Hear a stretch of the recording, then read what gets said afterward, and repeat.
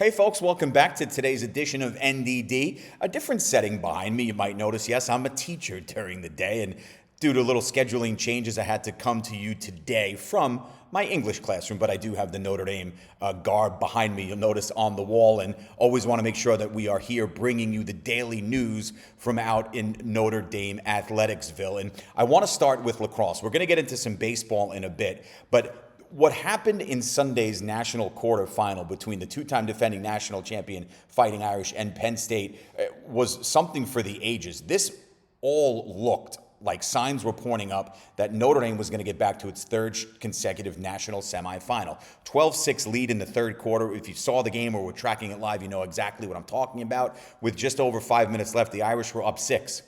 Penn State then took control. Late in the third period, they get 3 goals to make it a 12-9 deficit heading into the final frame, and all they do was put together one of the best defensive segments we've seen in men's Division I lacrosse all season, shutting out a Notre Dame team that can score in bunches while grabbing 5 of their own. They win the game 14-12. And you were looking at this like it was going to potentially be a fairly comfortable postseason victory for Notre Dame once again. And the pedigree had been there. We've seen that the last couple of years. You don't accidentally win national championships, let alone 2, the only 2 in Notre Dame men's lacrosse history. And what Coach Kevin Corrigan and company have done lately has been great, but it just wasn't in the cards. And I think a lot of that has to do with the brand of lacrosse Penn State had played. They got back to their roots this year, which was strong goaltending, playing strong throughout the conference defensively.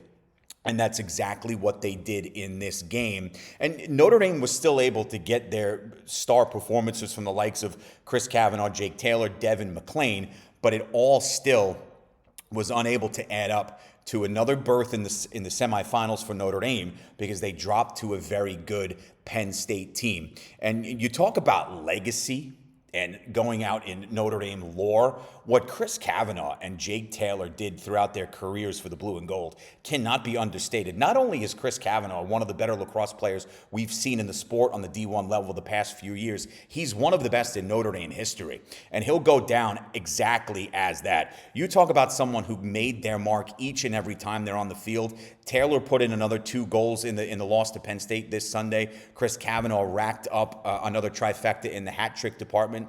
Ends his career in South Bend, 3rd in program history in points, 242, and 2nd in career goals with 151. The impact on the sport is there, but singularly on that tighter level, he will go down, at least in my opinion, and I think it's a fair one. I think it's one that absolutely would be discussed, to not only go down as one of the best lacrosse players in Notre Dame history, but one of the best Fighting Irish athletes ever.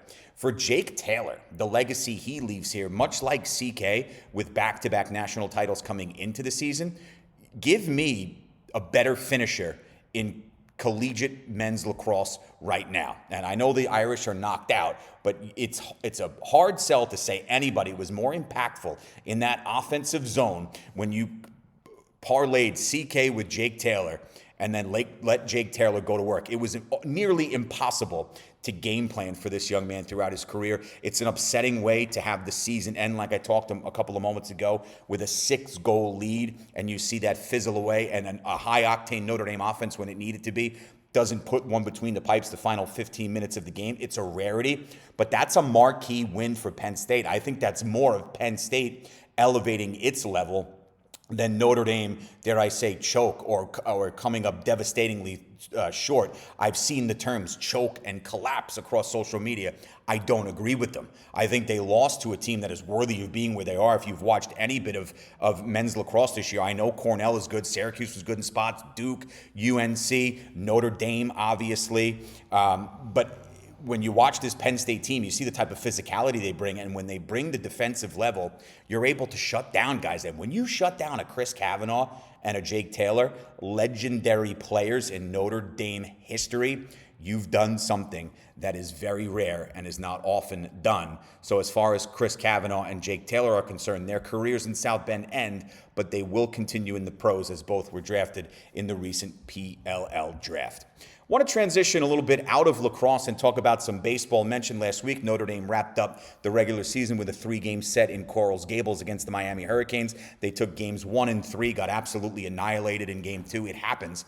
But Notre Dame ends with a series victory. They're 16-3 across their last 19, and they go into the ACC tournament as the 11 seed. Now, they'll play Tuesday against Boston College. That's the 9 p.m. Eastern Time first pitch. You can see all of these games on the ACC network taking place in Durham, North Carolina, at the home of the Duke Blue Devils. It's in part the home of the Duke Blue Devils. But I do, like I said a couple of times last week, like the outlook of this Notre Dame baseball team, whether it's Carson Tinney, who we talked about ad nauseum, who behind the plate solidifies that Notre Dame battery, but what he does offensively, honored earlier in the week as a semifinalist for the Player of the Year, and give me 50, 60 better players than Tinney this year. I think with the mojo Notre Dame has been playing with, minus the hiccup, and again, I'll say it, things like that happen. It's one loss. It's a bad loss. It was a 7-inning mercy game, but Notre Dame comes back the next day and they win by 10.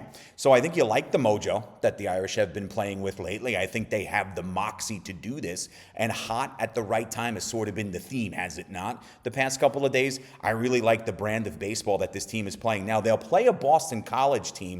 You talk about storylines and how momentum and runs and traction is gained in a sport like baseball. Notre Dame dropped 2 of 3 to Boston College in Massachusetts back in April.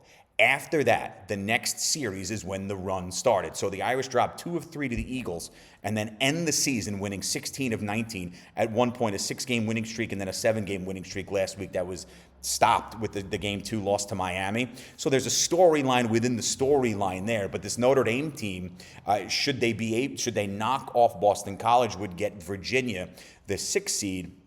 Those two teams did not play during the regular season. I expect you see a victory here from Notre Dame, not just from a rooting perspective. I think from an X's and O's and a talent perspective, the way Notre Dame has played, I like their odds very much in Tuesday's opener in the ACC tournament. And I think you get out of that one, and then you see what you have in this first matchup of the season with would-be Virginia, and you go from there. I think the talent is there, and I think the Irish absolutely have the ability to make some noise. So we'll see how that continues to go. And we'll wrap today with some track and field. Off to a good start in the outdoor championships late last week, but the women finished 12th in the ACCs, the men 14th out in Winston-Salem at the end of last week. So you get track and field ending. ACC baseball championships are starting. Gabby Gratton was good, the highest Notre Dame finisher in the high jump, 14th at 1.62 meters. Mary Bonner Dalton and Isabella Laurie, top 25 in the women's 5,000 meter. And then you take a look on the men's side. Dalen Ackley, 7th place, so that's a top 10 finish in the 1,500 meter final. And again, women finished 12th as a team, the men 14th. So you'd like to see that leap moving forward. I suppose a bit underwhelming and disappointing, but there was a lot of good individually, similar to what we saw with the men's golf team, right? Battling for cut line position at the Tallahassee Regional last week, and they miss it by a couple of shots, but Jacob Motoleski inserts himself, and he'll compete on the individual level at the NCAA championships, which I will have an update for you as the days continue. So we've got a lot going on in the Notre Dame verse from a sporting perspective. We'll keep focus on any more developments that may come out of the lacrosse world, postseason news and whatnot. Obviously, football and basketball recruiting on both the men's and the women's side. And then the ACC baseball championships, a little more golf. And I will keep you in the loop with every single thing revolving around the team you love the most, the Fighting Irish of Notre Dame. Have a great rest of your day, folks. I'll talk to you all tomorrow. You know it by now. As always, go Irish.